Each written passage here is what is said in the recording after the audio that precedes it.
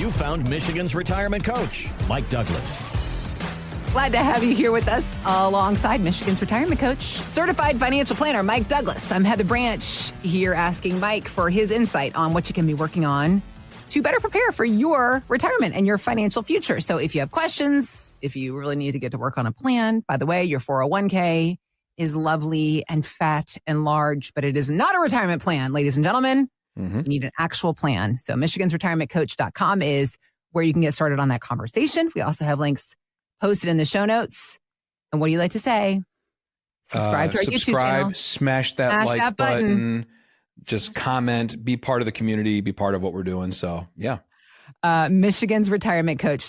Search that on YouTube, and that's how you can find us there. All right. I'm surprised you don't have like a lab coat on or something. You said nerd so many times, pumping yourself up over this conversation. So excited to nerd out today. It's going to be great. Sweating, bouncing in your chair a little. Let's talk about the idea of tax loss harvesting. Let's go. Let's do this. Yes, I'm excited. It's about time. Right. Okay, because the idea is we're in Q4 of 2024, and a lot of time people will talk about the idea of tax loss harvesting at this time of year, at the end of the year. But there was an article that I was reading talking about how this tax strategy is actually becoming more popular year round, given the volatility that you can see in the stock market at any point in the year. Yep. So let's talk about the idea, the concept of what tax loss harvesting is, when we should be thinking about it, how you do it, et cetera, et cetera. Yeah. Please explain. So let's start first with this understanding that tax loss harvesting is only for specific kinds of money. So in your retirement plan, you may have several different kinds of money. And the kinds of money are things like, I have a 401k for my job that I used to have. And then I rolled some of that over to an IRA. And maybe I have a Roth IRA. And then I have this other account, this non-qualified, or a brokerage account, or a trading account, stock account. When it comes to tax loss harvesting, in your 401k, your rollover IRA, and your Roth, it doesn't matter, because those don't have a cost basis element that affects your taxes. Okay. Because all they care about in your pre-tax accounts are, when you take money out, you pay taxes on it, regardless of whether you made money, lost money in the stocks. They don't care. Okay. In your Roth IRA, you don't pay any taxes on the gains as long as it's been there past the 5-year rule. So we don't worry about that either. So tax loss harvesting is specifically for that fourth kind of money, the non-qualified or the brokerage account or your stock account. When you say, I've got this money that is just from my bank account that I ended up throwing into some stocks and it's built up over the years, or maybe you inherited money and you invested it and it's been there over the years. That's the type of account we're talking about, a non-qualified account, and how you have to pay taxes on it. So when you have that type of an account, there are different types of money. Now it's time to nerd out. I'm bringing up the tablet. We're going to look through some things. Okay. Because out of all this stuff, the goal is to minimize the effect taxes have on your retirement. Okay. Your life is the net. It's what's left after taxes. So if we can minimize how much we have to pay in taxes legally by all standards, and just pay when it makes sense for us, not for the government, that's the goal here. So that's what we want to do, is to dig into this. So let's pull up the tablet. Okay. And we're going to look through this for just a moment. So in this non-qualified account, and I should probably apologize right now for my handwriting, but hopefully this is educational and you can go back and watch it and understand it. So non-qualified money. Okay. It can be invested in two spots, either greater than a year or less than a year. Okay. This is where you need to apologize to us for how bad your handwriting is. Yeah, 100%. Okay. Imagine if you buy Apple stock today, okay, and you sell it less than a year from now. That's called a short-term gain or loss, and it is taxed completely differently. If you hold it past a year, it's considered long-term, and it's got its own separate tax system. So we need to understand that. First of all, there's short-term and long-term money. Did I own it for less than a year? Did I own it for longer than a year? Why does that matter? If you own it less than a year, it's taxed as ordinary. Your gains are taxed as ordinary income. So if you make money, and let's say you fall in the 22 or 24% tax bracket, and you bought it for a certain amount, you sold it, the gains inside that are taxed at whatever your ordinary income bracket is. So 22, 24, 32%. Anything that's held longer than a year are taxed in a capital gains bracket. And those capital gains brackets are 0, 15, and the highest it can ever be is 20%.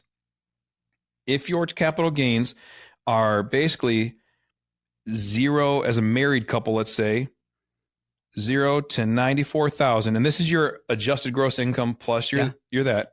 Okay. If you are less than $94,000, which means you're probably in a 12%, 0, 10, and 12% ordinary income bracket, your capital gains are taxed at 0%. Okay. It's a beautiful thing. So you can sell something, take income out of it, and pay 0 on the gains because you fell below that threshold. If you had a net income of less than $94,000 and you owned that stock for over a year.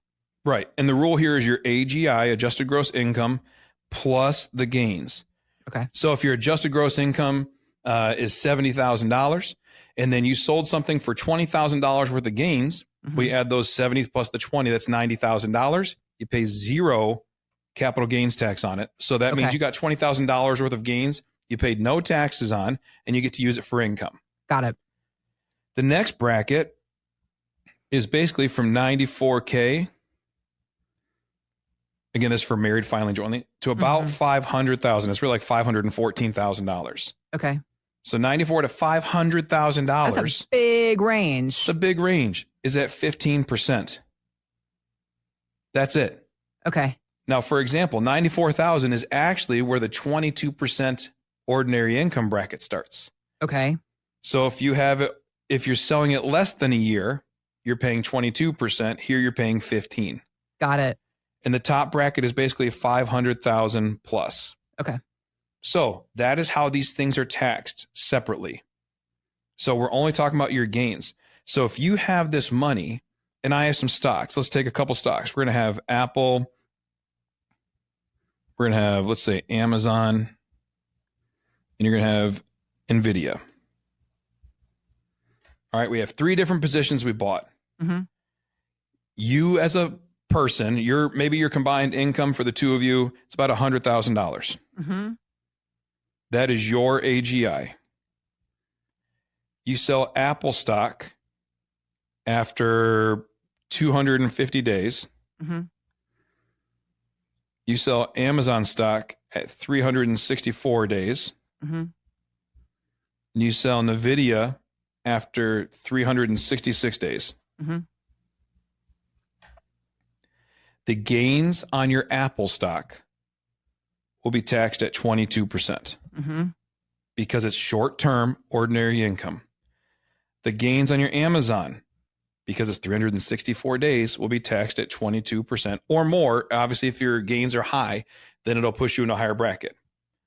Your gains on NVIDIA will be taxed at 15% unless somehow your gains put you over $500,000. Right. So you can see it's quite a bit of savings just to hold on even 2 or 3 days longer sometimes. Right. And the point of this is tax loss harvesting. Yeah. Because now we're talking about only paying taxes, right? I sell, I have to pay taxes. But what if I have something that's lost money, right? So let's take this same example. You have Apple that is up, let's say, $20,000. Yeah. I have Amazon that is up $30,000. And I have NVIDIA that is down $50,000. And this is all just hypothetical. This all is not hypothetical. necessarily what's happened this year. This is just, for example, if this were to have happened. Yeah. And let's say we've held them all long term. So we're past the point of a year because we don't want to pay those extra taxes. So we hold it longer than a year. In this space, right now, if I sell these Apple, I have to pay taxes, right? I have to pay that 15%. I have to pay 15% on here. But I have this loss. And I don't want to sell it at a loss because if I sell it at a loss, I lock in the fact that I lost money. Yep. However, sometimes it makes sense to say, you know what? If I sell this loss at $50,000, it offsets these gains. So I can take all of this money out. Let's say each one of these represents $100,000 of stock, right? $100,000, $100,000, $100,000. And you say, well, we'd really like to do an addition on the house and it's going to cost us $100,000. Okay. Well, if you sell the Amazon stock for $100,000, I have to pay 15% in taxes. That's $15,000, right? Like there's things we have to account for. Mm-hmm. If we can offset gains with losses, I can pay 0 taxes. So the idea is you would need to sell the stock that you lost on top of the stock that you gained on. Yeah. But when you do that with strategy, in certain cases, like you were saying, I mean, this doesn't sound like this is not super simple or easy. Like you got to know what you're doing. But when you know what you're doing and you have somebody guiding you along through this, you could really help yourself out. Yeah. You can minimize the lifetime effect taxes have on your retirement. Because you have to be able to have these conversations. And that's where when you're working with an advisor or you're working with someone who's buying and selling stocks for you, they have to know these rules and laws because they could be making moves and not even realizing they're screwing up your plan. Right. We had one client, he came in and as we went through his tax returns over the past 4 or 5 years, which he said, that's interesting that that you want to look at my tax returns. You're a financial advisor. Well, I said, yeah, we want to understand your tax situation. We went through and realized that over the years, the last 3 years, he had paid taxes on money that he never took out.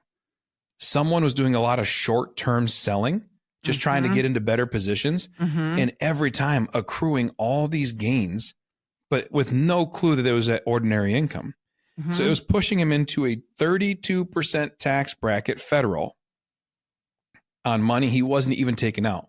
So that was the problem when you go through this and we say, hey, you're paying all these taxes and you're not even getting the benefit of the money. Right. You didn't even build onto your house. You didn't go on vacation. You didn't buy a golf simulator. You didn't anything. You just ate that taxes at a highest rate possible. If those same stocks had been held past 1 year, you would have paid 15%. Or we could harvest them and offset with some losses and paid 0. But instead you paid 32%. And the government's not giving that back. That's something. It was a mistake by the advisor. That's an issue. We had another client who came in and she said that we couldn't do any tax harvesting because she had just sold a real estate property. It was a rental they had, and she had $200,000 in gains on it because they had depreciated it down over 20 years. And she goes, so $200,000 in gains at 15% means I have $30,000 in taxes. Well, this is in 2023, right after a crashing year of 22. And we went through and found several long-term losses that could offset that gain. And so we went through and made some recommendations, and it wasn't quick. We had to dig out through her portfolio and do some research, but we were able to completely eliminate that $30,000 in taxes by offsetting with some long-term capital losses. It's a conversation that's worth having because it's your money and you get the net. And once you make these moves, the government doesn't say, hey, if you want to go back and fix it, we'll give you the money back. Right. They don't do that. Right. They're keepers. And so they're keepers and spenders. And so as a result, we want to make sure that before the mistakes are made, that we've looked at it.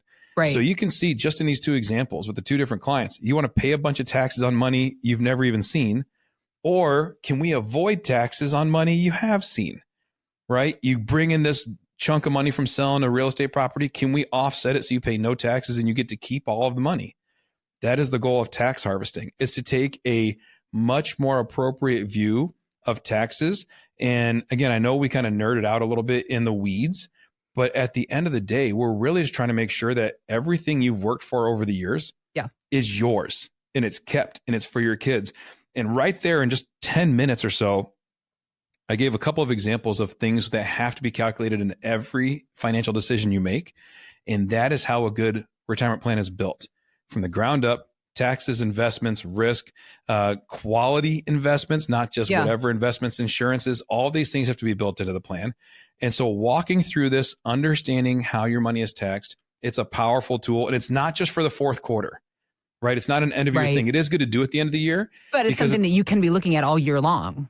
Oh, yeah. And we'll tell people, hey, we have an opportunity right now. We should make this move. Because sometimes you say, well, I got this construction project coming up and I don't do construction in Michigan in the winter. I'd like it done in the summer. Right. And so we need that money in the spring. Okay, well, let's start planning out and building it. and taking advantage of it. Because if you're building a $50,000 or $60,000 barn and we can avoid 15 to 20% in taxes, I mean, otherwise now we just turn that barn into a $65,000 barn, right? Or $20,000 or $70,000 barn. We don't want to do that. We want to bring those taxes down to keep it a $50,000 barn if possible. Right. So it's all part of the planning tool. When you're taking money out, when you're investing, when you're making decisions, taxes have to be at the forefront, and tax loss harvesting is a great opportunity.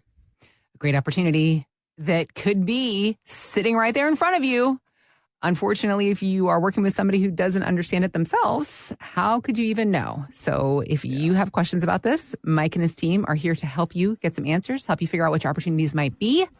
MichigansRetirementCoach.com is where you can get started on that conversation. Again, we have links posted in the show notes, so you can just click there or find us anytime. MichigansRetirementCoach.com. Thanks for listening to Michigan's Retirement Coach with Mike Douglas. To learn more, visit MichigansRetirementCoach.com. Michael Douglas is an investment advisor representative of Stewards Wealth Planning, LLC, a registered investment advisor. Financial professionals are not licensed in all 50 states. To find out if Michael Douglas is licensed in your state, please call 517-323-7526. Stewards Wealth Planning, LLC is not affiliated with nor endorsed by the Social Security Administration or any other government agency and does not provide legal or tax advice. Annuity guarantees rely solely on the financial strength and claims-paying ability of the issuing insurance company. By contacting us, you may be provided with information about insurance and annuity products offered through Michael B. Douglas, NPN number 9650939.